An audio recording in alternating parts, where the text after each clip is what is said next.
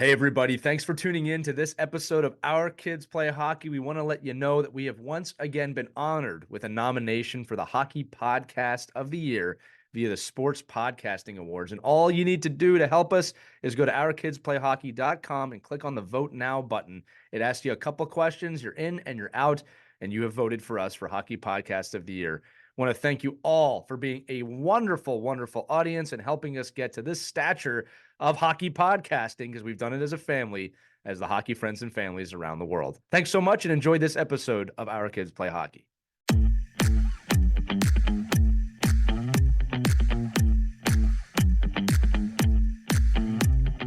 Hey, what's up, everybody? It's Lee with another edition of Our Kids Play Hockey. I'm actually really excited to bring this episode to you today. We got a great special guest, Juliana MacEwen, who is the mother of the Philadelphia Flyers' Zack MacEwen. And we had the opportunity today to really dive in to the life of a hockey mom or a hockey parent whose kid did make it all the way. So we really asked some great questions about that journey, what it takes, what's special. And I think the answers might surprise some of you. All right. I'm just really excited about this episode. Really enjoy it. As you know, before the episode, we're going to promote this as well. When Hockey Stops, the children's book that Christy and I have written for first through fifth graders, really ages 6 through 12, is out everywhere now. So if you've been waiting, you didn't want to get it on whenhockeystops.com, head over to Amazon, Barnes & Noble, Target, Walmart, whatever you want online. The book is available globally. Cannot thank you enough for your support with that venture. It's a great way of supporting us. And just remember, before you watch the show, if you like what we do, you value it, like, subscribe, follow, whatever the buzzword is, hit it, rate us, let us know. It helps us keep going. We really appreciate the support. We really appreciate you being here with us, and enjoy this edition of Our Kids Play Hockey.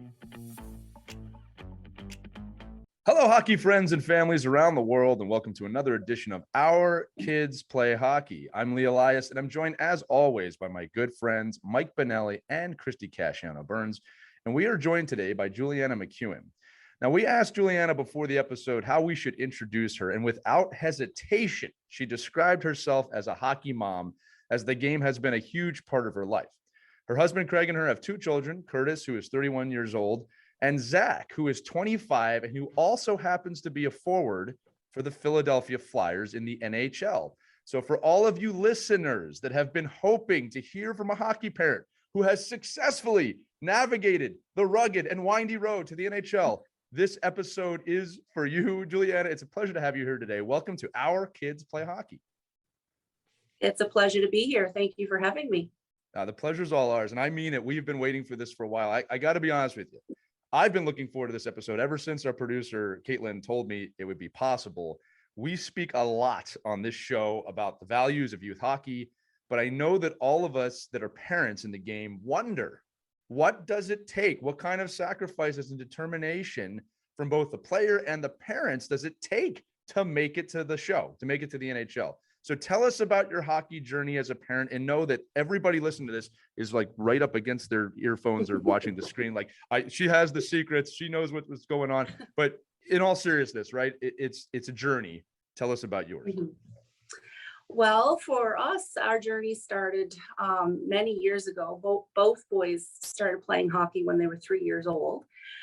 So we started with our older boy, Kurtis, and he played, and there's 5 years between them. And then Zack comes along and started playing as well when he was 3. But he both boys loved hockey so much, and really it just turns into becoming your way of life, your social life.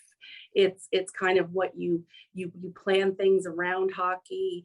You don't schedule family vacations unless there's a hockey tournament involved. Like all of those things were very important as far as, you know, making the choice and making the commitment, because it is a huge commitment with your time, with your money, financially.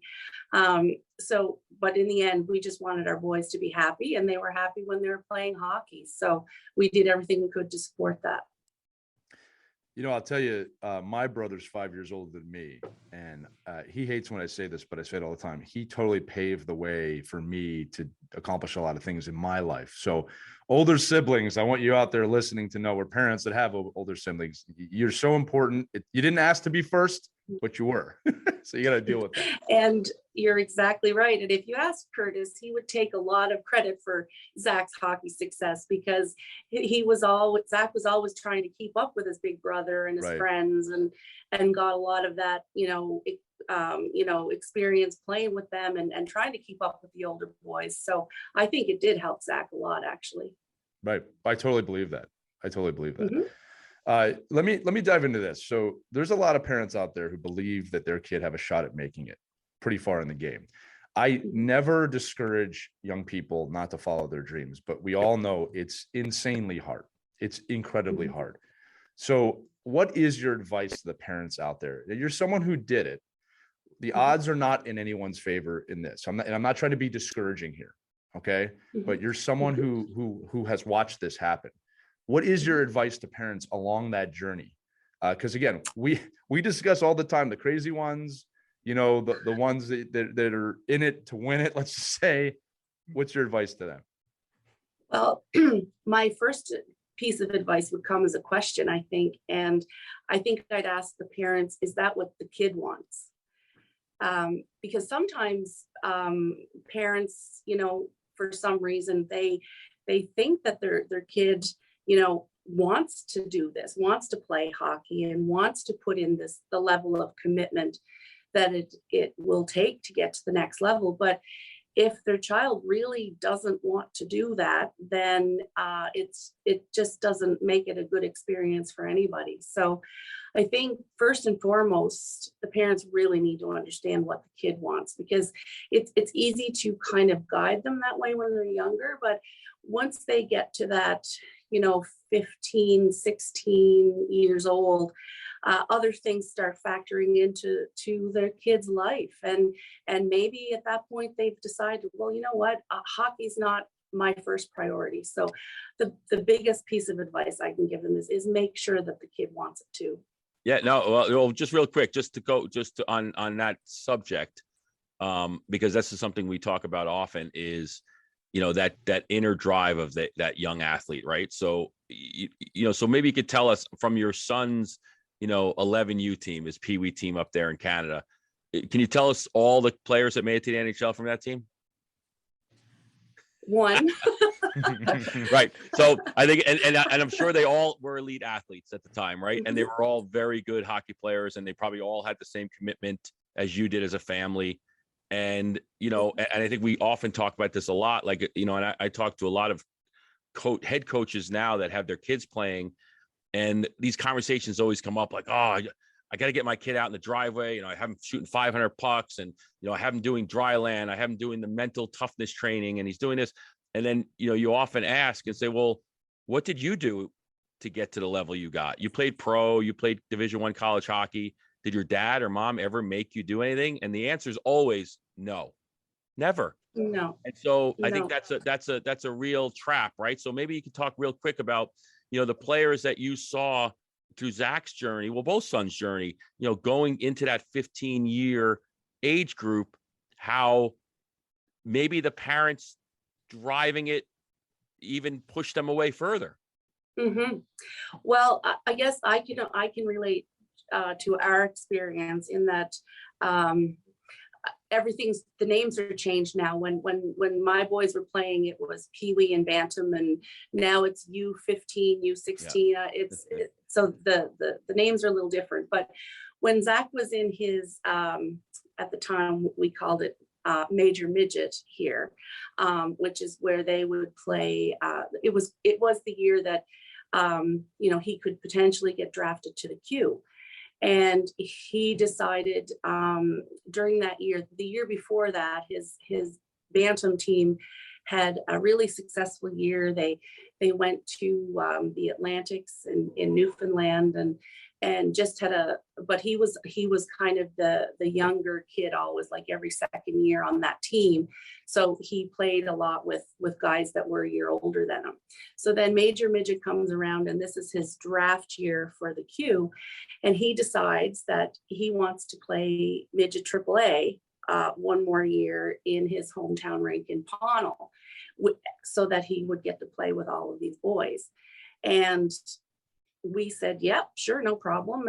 And that's what he did. And some parents said to us, like, what are you doing? Like, this is his draft year for the Q. And, and some of the boys, that played that Major Midget year, they did get drafted, and they did go to the Q, and they had very different experiences. They didn't really get to play a lot on those teams that year, or the next year. So they were on Q teams, and they were practicing with Q teams, but they weren't really getting a lot of ice time in games and stuff. Whereas that next year for Zach, he got drafted to the Amherst Ramblers, which was a junior A team. So that's where he played his first year of junior. And coming into, midway through that season, and then all of the next season, he was playing all of the, in the critical situations. He was getting power play time. He was getting a lot more ice time. He was getting time on the penalty kill.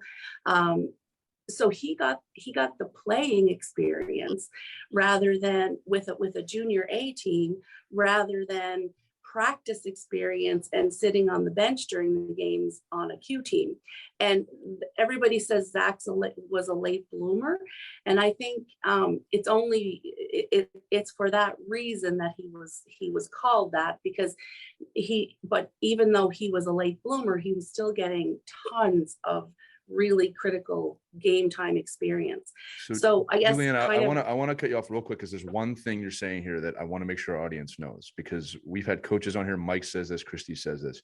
So important that your child is at the right level of development for them at that time. We talk about that 100%. All the time. So while those other parents were like, it's his draft year, it sounds like you guys knew, well, he wants another year to develop.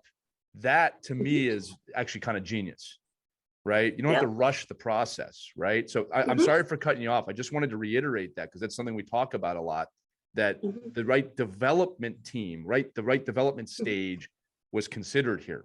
To me, that's correct. If you want to, use that again, it's all and it sounded like, and correct me if I'm wrong, but he's sitting there like I'm so good that I actually don't even get to play with my friends. Like I kept playing up, up and with the older kids, which, I think for him to be mature enough to say, listen, I'm good. I'm a really good hockey player.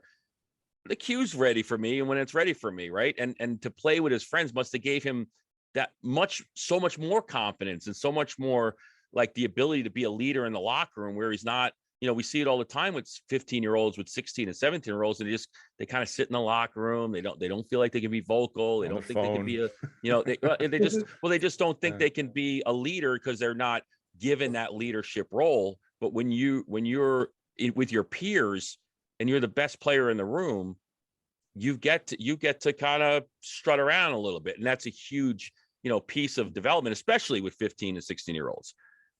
Where they're probably the least confident, right? And then to have that ability to be in that room, and there's a lot going on at 15. And to star for your team. And I kind of was coining the phrase this weekend. We just did this past weekend. We just did the all the select programs for the National Development Team program from New York State, and we were joking around about you want to be seen at the right time, right? Not all the time. Like just find a way to be seen at the right time in your development, not where somebody critique you all the time through your development. And I think that's, so that route for your family, obviously it paid off, but I think but probably emotionally and all that other stuff that goes along with it probably was a lot easier for Zach too at that age. Well, and I think too, you guys basically wrapped up my thought completely. Sorry. It's 100% correct. Yeah. No, you did great there. But just on going back to your thought there about getting noticed and being seen.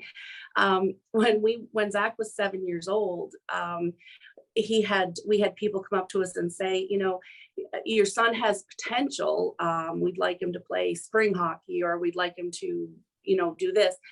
And at the time I'm thinking, like, he's 7 years old, like what, but he just wants to play hockey and have fun. So there is a huge pressure for parents, especially, financially and the time commitment when they get approached for these things. And at the time we weren't sure if we were, ready to jump into the financial commitment of what that meant. And that was, that was a bit of a struggle. So my dad actually said to me, he's always a big hockey guy, coach, he refereed. And he said to me way back then when Zach was 7, he said, if Zach is good enough, somebody will notice at some point. And we took that through for the rest of Zach's minor hockey career, and it did work in our favor, thankfully. Right, if they're good enough, they'll find you. Juliana, I'm curious because you mentioned spring hockey and hockey season now over, and parents are already signing their kids up for spring hockey summer leagues. Were your boys year-round hockey players when they were younger? I'm talking 6, 7, 8, 9, 10 years old. Or did they take a break from the ice? And did you put them in other sports to help them develop, other skills that could translate on the ice in the fall? Yeah, that's a great question. And yes, Zach did play spring hockey. Kurtis tried one hockey camp in the summer. It wasn't his thing. He wanted to play minor hockey, and when minor hockey was over, he was ready to move on to do something else. Zach did play spring hockey, but again, it was in the spring. So it was that time of year where you're just finishing minor hockey, and it's really before summer gets going. So he did spring hockey, but then he played baseball and golf in the summer. He didn't do hockey camps and didn't play hockey all summer. He took that break, and he was actually a pretty good baseball player too, which was frustrating for his coach, because he was out there just to have fun and not really think about anything else. But it was his way of having some fun and not thinking about hockey. But his ball coach wanted him to have a little bit more commitment, I guess, as far as, playing that sport. But hockey and golf were his, and still are. Saw good athletes there. That's why. Baseball and and on PEI, you have to know how to golf because we have beautiful golf courses here. So golf and baseball were his outlets of doing other sports.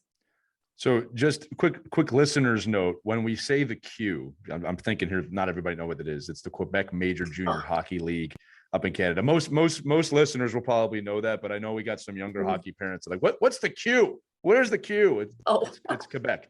So Juliana, something you touched on there. Because some of our parents are going, but I got to find out how to get my kid in there. Yeah, we got to get him in the queue. How do you get drafted? How come my kid's not drafted yet? Juliana, I want to touch on what Christy's question, because we talk a lot about mental fitness, mental toughness.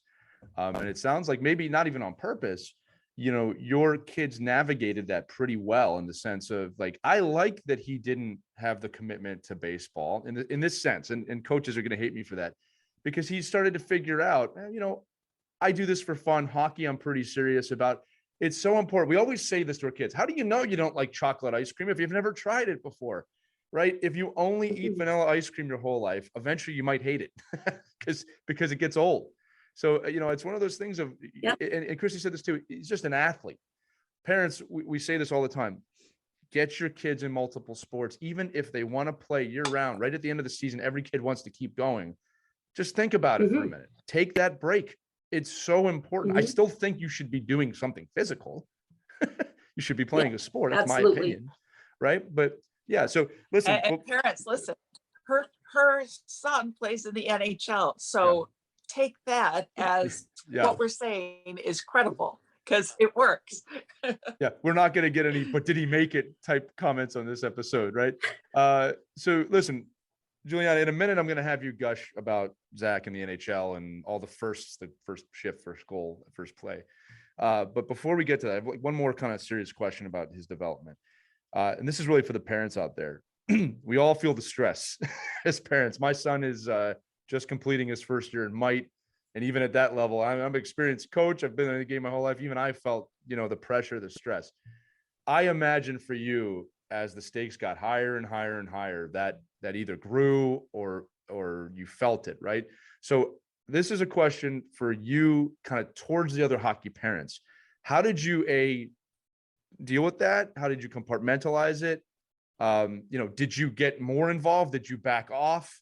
Right? What was your journey in terms of dealing with all of the parental stress that comes with, a child moving up the ranks? Mm-hmm. Well, first and foremost, we always made sure that Zach and both our boys were having fun doing what they were doing. If I sensed that they weren't having fun, then we needed to have a conversation about it. And I can remember this one time, there was a showcase camp that was happening for kids to go to, and then they could potentially go to like a prep school, for example. And so we signed Zach up for it, and he just thought it was another week of getting to go on the ice and get ice time and stuff. And we didn't really tell him much about it other than that. And he was every day going to the rink. He was having, it was great and stuff. And then about midway through the week, I was driving him to the rink, and I noticed he was really quiet. And I said, Zach, why are you so quiet? You don't seem to be as, energetic to get to the rink today. And he says, well, Mom, they started talking to me about going away to a school to play hockey. And he's quite young, like he's still 12 or 13 at this point. And I said, well, yeah, Zach, that's what this week is for. It's, there's prep schools here, and they might be talking to you about wanting to go away and go to school. And he says, Mom, I don't want to move away. And I'm like, okay, buddy, that's totally fine. Like, you just go out and you finish out this week and you enjoy the ice time, but you do not have to go away to go to school and play hockey. So his mood changed. He went back out and he was having a great time again. So I know I've said this a lot already, but I can't stress it enough. If your kid's not having fun, then what is the point of spending all of this time and money into doing something that that they don't want to take maybe as seriously as you think they do? So dealing with that and dealing with parents that they put that extra stress on their kids for their reasons and not necessarily for the kids. That was a tough one that I experienced a few times, and I just made sure that it just didn't happen with our kids. So just real quick, like going back memory lane then a little bit, and I think because a lot of our parents that we've had feedback with, and certainly the parents I work with every day, I think feel this anxiety that, there had to be times, right, where Zach just didn't want to get up and, go to practice, or right. He's a little kid. He's 7, 8, 9 years old. So where is that? Like that, there has to be some, hey, let's go, made a commitment. You got to get up. Yeah. And so it's not like you can't just say, oh, like, because listen, I hear it all the time. Like, oh, my son's waiting by my bed and he has the car keys in his hand. And he said, the car started, Dad, and I'm dressed and I want to go to practice. And it's 7 o'clock on Saturday morning. I'm like, where are these kids? Because I don't ever see them, and it's because they're children. Right. So, and again, are there those players? Yes, I get it. There's players that probably shoot in the driveway 1 million hours a day, but maybe talk a little bit about, in your experience, it's not always about, you as a parent, you sometimes need to remind them like, hey, you made this commitment. And, once you're there, right, they probably had a great time. It's like your story with him at 13. He's got to get him there. Well, exact. Yes, I completely agree with you. And I mean, our kind of motto around all of that was, well, you made the commitment to this team. So for us, again, it was either like a AAA team or, a provincial team that he tried out for and made. And my kind of rationale to him was that if there was the day where he didn't feel like getting out of bed or, wanted to choose something else, I'd be like, well, no, you took a spot on this team from another kid that really wanted to be here too. So you've made that commitment. So now you're going to hold up your end of the bargain to your coaches and your teammates, and you're going to show up, like, because that was his choice to be there. So when he's made the choice to be there, then he's got to be there and be a good teammate. That's kind of how we looked at it. Yeah, perfect. Yeah. Julian, I want to tell you why some of what you're saying is so important, especially what you keep repeating about them having fun. We figure with this show, we have multiple types of listeners. We actually think the listener we don't have is the parent who is pushing their kid too hard, the parent that is investing ridiculous amounts of money really to pursue their dream and not their child's dream. All right. And that's okay. Look, that's in every sport, in every part of society. But why what you're saying is so important is because for parents like me, for Mike, for Christy, all the parents who listen to this show, who probably share that mentality, it's amazing to hear somebody in your position say it, because it affirms what we're doing as parents. Because I feel the same way. If my kid's not loving it, he's going to have to fulfill the commitment, like you just said, if we're on a team. But if he's not loving it, what's the point? So to actually hear you say that probably brings a lot of comfort to a lot of parents who might be thinking, maybe I should do spring hockey. Maybe I should invest in a private tutor. Maybe I should buy 5 super dekers and 15 off ice training products. If you're going to get them from Mike Benelli, but that's not the point. Like what I'm saying is, like, it's so comforting to hear that, right? Because we say this all the time on the show. Look, if your kid's a great athlete, your kid's a great athlete. Not everybody's blessed with athletic ability, and that's okay, because the life lessons you learn in the game are so important. Let's start turning this less about the stressful times and more towards the positive times. Before we jump into the NHL side, I'm actually excited to hear you, like I said, gush about this, because I'm sure that was unbelievable. We've had the privilege of interviewing a lot of high people in the game, and I'll tell you, one of the common threads when we ask them about what's it take to make it, what's the thing that separates pro players, it's never skill, right? They don't say that. They say it's character. It's the love of the game, right? That's what helps them achieve NHL, AHL, professional hockey. I'm assuming your son has that, right? And is that something you've noticed about even the other hockey parents? Because now you're rubbing elbows with other hockey parents that have NHL kids. Yeah, Zack, it's interesting. Zack never ever thought he was the best player on his team, and he always felt that he had to work extra hard, and he always had that commitment to work hard, because he thought from the time he was 5 he wanted to play in the NHL. So and my other guy thought he wanted to be a veterinarian. So of course we supported both dreams equally, and we just kept saying to him, well, if you want to play in the NHL someday, that takes a lot of hard work. So he knew that from day one, and he was never afraid to put in the extra work. That's awesome. It's so important to hear these things. I can't tell you that enough. It sounds simple, and it sounds like everybody's saying it, but again, to hear it from you is wonderful. And I also love that the way you looked at both of your kids of, hey, go pro in whatever you want to go pro in. Doesn't have to be hockey, right? But you got to put the work in, right? I don't want to lose sight of Kurtis either. All right, let's.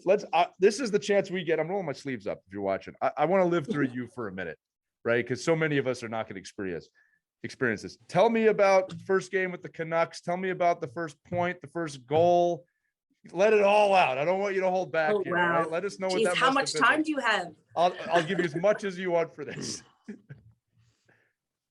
Well, okay, so it was February 19th, and it was the year where he was called up and called down and called up and called down, and he got in a lot of air miles that year for sure. And we never really knew kind of what was going to happen or whatever. So anyway, this particular time, he was playing in Utica. That's Vancouver's AHL team. And my husband and brother had gone to Utica for the weekend because they had a few games in a row that they were going to be able to watch. So they were in Utica. They went to the game on Friday or Saturday night. I think, it was Saturday night. Had a great time. They went back to Zack's place after the game, and Zack hopped on a bus because they were going to the next game, which was supposed to be on Sunday. So about midway through the bus trip, Zack gets the phone call to say that the Canucks have called him up. There's going to be a car meeting him at the hotel when he got there with the team, but he wasn't to go into the hotel. He was to go to the car, and they were flying him to Vancouver. So he found this out at about 2:30 Saturday morning, and of course, or Sunday morning, sorry. And of course, everybody else was sleeping. So I wake up Sunday morning, look at my phone, and I get a message from him that says, Mom, call me as soon as you wake up. So I called him, and he's at the hotel. He's waiting for this car to pick him up at 9 a.m. He said, Mom, I got the call. I'm going up. So this is like 9 o'clock PEI time. And there wasn't going to be any official announcement till at least 2 o'clock in the afternoon, because we're 4 hours ahead of Vancouver. So we couldn't really say anything until it was announced officially. So I spent literally the morning just pacing around my kitchen and not being able to say a word to anybody. I couldn't even talk about it with my husband because him and my brother were in Utica. So anyway, they get the word, and it becomes official, and everybody's so very excited. Zach's happy, but again, at this point, we still didn't know if he was going to be playing. Right. So we just go with the fact that, oh my goodness, he's been called up. This is amazing. So then Sunday happens, and we kind of calm down, and I'm getting ready to head to bed Sunday night at 10 p.m. PEI time. And I get a phone call, and it's one of the girls from the Vancouver Canucks. And she says, "Hi, Miss MacEwen. This is, I believe Andrea was her name, from the Vancouver Canucks." And she says, "I'm just wondering, I just heard word from Coach Green that Zach's going to be playing in the game tomorrow night, and we're wondering about getting you out here for the game." Wow. So this is 10 o'clock Sunday night, and he plays Monday night in Vancouver. And I'm like, well, do you realize where we live? Like, I don't know if this is going to be possible. So, and meanwhile, my husband and brother are still driving back from Utica, and they wanted them to go as well. So we start looking at flights. We find a flight for my husband and brother. They drive back from the States, stop in St. John, and they take a flight from St. John to Vancouver. I had to drive from PEI to Moncton, and I got on a flight in Moncton and got over there. And Zach's girlfriend, Lindsay, was also able to make the trip. So Zach knows none of this, because she also said, we want you out here, but you can't tell Zach, because he doesn't even know he's playing yet. So anyway, we get there. He has pre-morning skate that day. He does a couple of interviews afterwards. He still doesn't really know he's playing. One of the media says, "Well, do you think your family will be here?" And he's like, "Well, I'm not really sure. It's pretty far away. Like, they live on the East Coast." Then he gets called into the coach's room, and Coach Green tells him that he's in the lineup. So to treat it as, just a regular pregame day.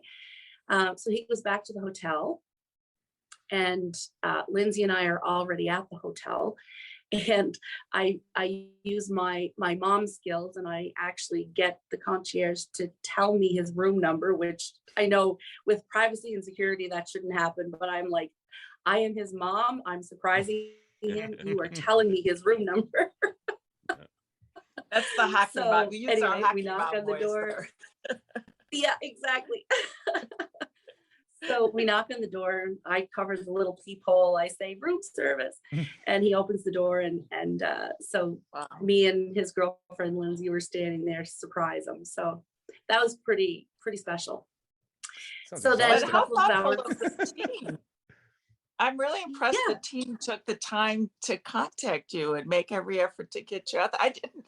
I guess I didn't have the impression that NHL teams really cared that much about the family being a part of the NHL debut Yeah. too. That's really cool to know that.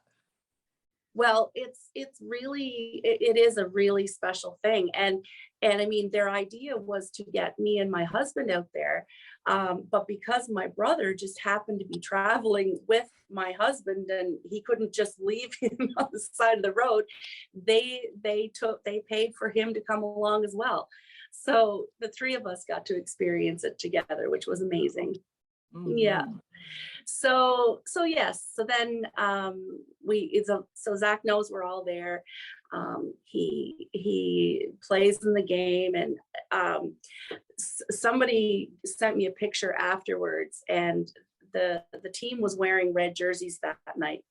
And so I can remember when they were coming out for the warm up, of course, you have to go out with the no bucket on and do the little skate and shoot the puck, being the rookie. And so I was standing kind of above the tunnel, videoing him coming out onto the ice and, trying to capture all of that. And I get a photograph later on where somebody screenshotted their TV or their computer, whatever they were watching, and it sees him stepping onto the ice, and I'm up That's kind of in the awesome. little corner of the screen. That's awesome. And I'm like, that was the exact moment that I realized my son is now playing in the NHL, Right. and somebody captured that for me. So that was pretty cool. That made That's it all amazing. so real to you. Yeah. Oh, You so probably feel the real. same way the first time he stepped on the ice, right? Yes, exactly. Yeah. So then the game happens, and we're sitting there, and he's playing well, and he ends up comes in across the blue line, kind of goes to the net. He takes one shot on the net. It kind of goes off into the corner.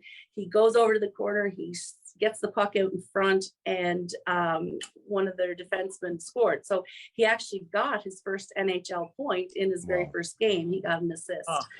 So we were pretty excited over that. Yeah, I you can't beat that. Yeah, I No. want to explore this for a minute. So here's a question from a parent. You see him take the ice, you see him get a point. Is there a moment where it's like, wow, all of this time and investment has paid off? Does that come gradually? Because look, it's like the birth of a child, right? Some parents feel it immediately, some parents feel it 2 weeks later. What was that like to kind of take that in and reflect? It was surreal. It was surreal. Like just sitting there, hearing your son, hearing his name being announced, and seeing him, playing with the Sedins, like sitting on the bench, like, and Yeah, that's not small he's- names there. I mean, these are Hall of Fame players he's playing. Well, Yeah. Well, yeah, like it was pretty special, and we're thinking, wow, like this is our son. He's here, and he even said, like, I think he was asked at one point, and he told us this after the game. Like I said to Zach, I said, when did it actually like click in for you that you're actually in the NHL? He says, well, I think it was Goodbranson that possibly got thrown out of the face-off circle, and he had to go in and take the face-off, and he looked across from him, and it was Joe Thornton. That's awesome. And he's like, oh my God, I'm facing off against Joe Thornton. That beard So is right that in his was face. Yeah, that was his moment. So yeah, and we like, I still get those. I still, Right. I mean, we haven't even talked about Phil yet, but I mean, Oh, we when will. he Don't fought worry. against Chera there, for example, like Yeah. Chera's a legend. Yeah. And so after my blood pressure calmed back down, I thought, oh my goodness, like it's Right. pretty special feeling. I'll tell you this right now, that there are one of a few ways you can endear yourself to the Philadelphia Flyers fan base, and that was one of them. We'll dive into that in a moment. I am in Philadelphia. I don't know if I told you that, but I'm out of Philadelphia. So Okay. it's one of the reasons this interview is probably possible. But I got to tell you, I just love talking to you about this because you can see the pride coming through your face. Again, if you're listening to this, like it's there, right? And I'm feeling the excitement just from you talking about it, and again, the amount of time, the money, the ups and the downs you put in to see that, I imagine it's very rewarding. So before I get to the Flyers, here's another question I want to ask you. All right, let's talk about your older son and how he felt in that moment, because again, I said this, older siblings lead the way, right? So what was his experience with this? So Kurtis was always, and still is, very supportive of Zack and very proud of him. Unfortunately, he couldn't make the trip with us at that point because that was February. His wife was very, very pregnant with their first baby on the way. So it was really difficult for him to be able to get away, that was a little disappointing, but he's always been such a supporter. And then it actually ended up that the trip that Kurtis did get to make to Vancouver, Zack actually scored his first That's NHL awesome. goal. So poetic. I think it was meant to be. Yeah. So they got to experience that together, which was amazing. And so again, very, very supportive. Kurtis is a wonderful husband, father. They just had their second child. Oh, that's awesome. Congratulations. Family man. Yeah. Yes. And thank you. So he's got two beautiful little girls, and he's got a successful business, so he's doing very well, and he's a huge supporter and cheerleader for his brother. So who got the puck from his first goal? Where's that at right now? Yeah, Zack still has it. I believe it. Yeah, Zack still has it, but there is a picture of the two of them with it. But yeah, that that's one special. Was pretty special for Zack. Yeah. Yeah, no, and again, I am asking about Kurtis over and over again because look, being a hockey parent, you have multiple kids. It's not just about one child, right? And forget one son when the other one made the NHL. That's not how it works, obviously. So the love for them both is there equally. All right, another question for me. I'm sorry, I'm hogging the mic, co-hosts, but for those of you who don't know, Zack plays in Philadelphia now. He's a Flyer. All right. I've enjoyed his time here in Philadelphia. What I want to ask you is this: when you find out he's going to the Flyers, we are the city of brotherly love, but we're not. So what does that go through with your mind of you're going where? Right. And here's the thing. He really, again, I'm not just saying this as a Flyers fan, I'm saying this as a hockey person. He really stepped up right away. At least from my point of view. Flyers are not having a great year. But to watch him show up and be there and be part of the team, no one can deny him that, right? So what was that like switching teams as a parent? What was that like? It's Philadelphia, what was that entire experience like? At least you're on the East Coast, right? So yeah, he's closer to home, right? Yes, it's a great question because again, as a hockey fan, I've been a hockey fan my whole life, and of course, my dad was a Leafs fan, so he made me be a Leafs fan when I was younger, and so watching Philadelphia play against the Leafs, I can't really say, that I like them a whole lot. There was a lot of tilts there in the late 90s, early 2000s. For sure, right? I remember them well. Darcy Tucker's a name we still say here. So yeah, I understand. Oh, absolutely.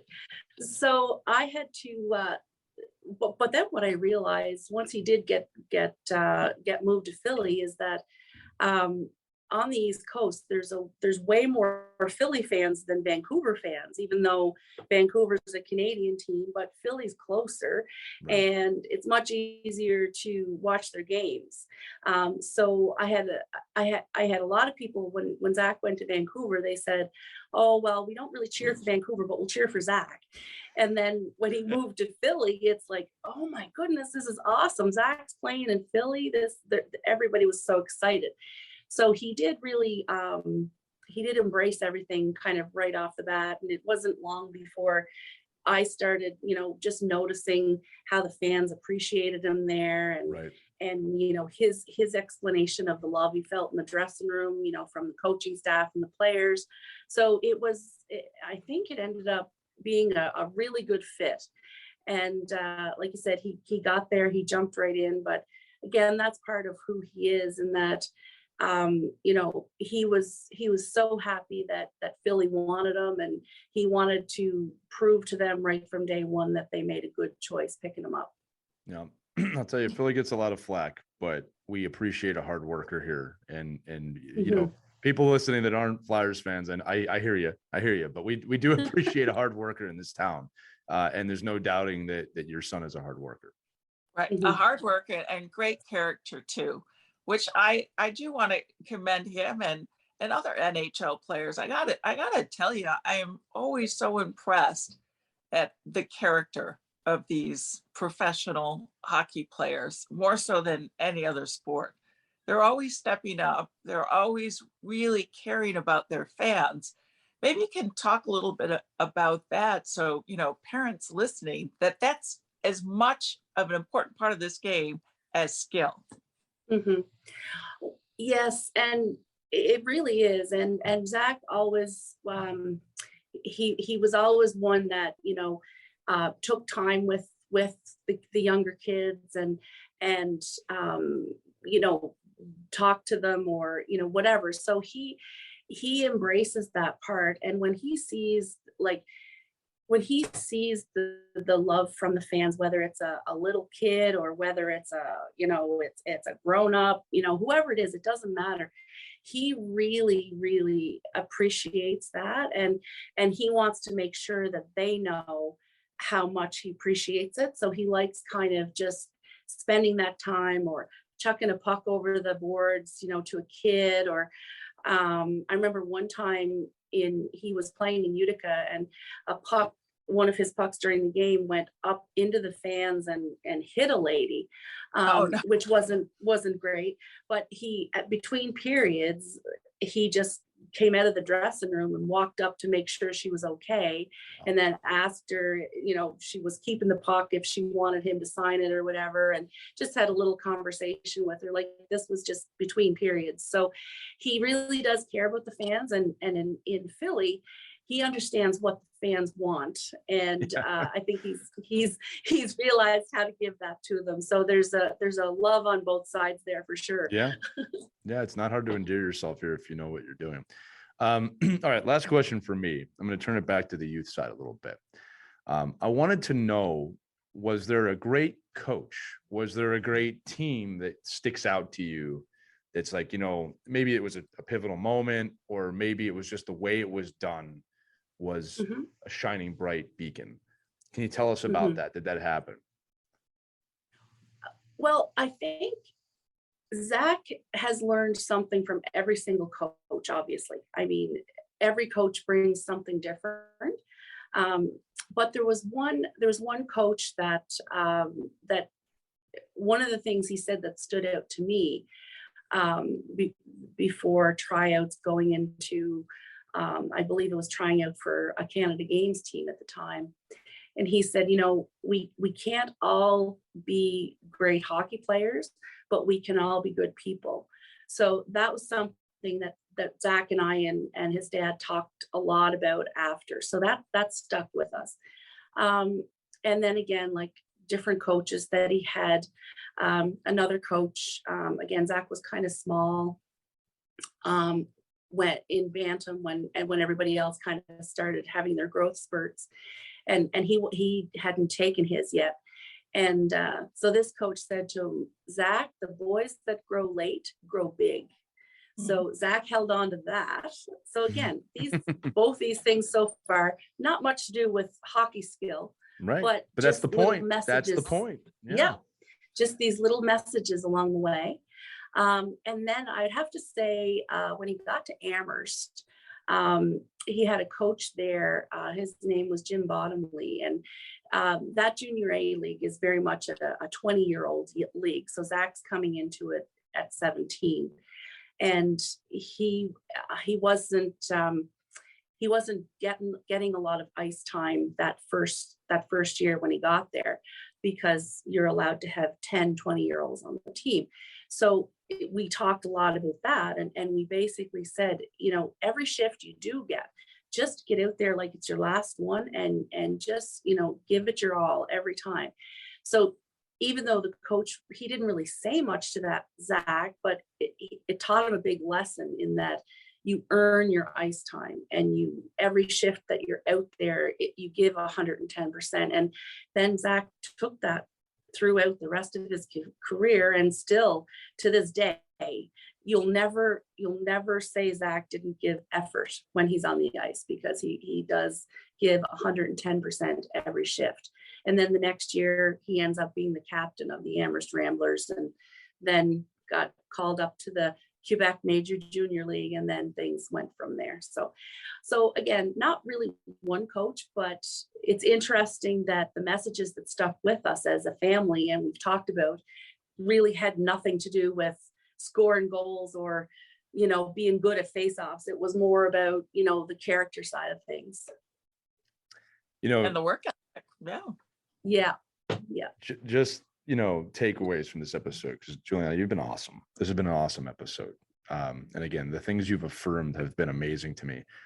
Look, Zach's talent is undeniable, but we've barely spoken about that for a reason today, right? What helped him get to the show? And here's the thing, he would have had these qualities whether he made the NHL or not. Work ethic, character, he's a good human being, right? Support from his parents. Are you having fun out there?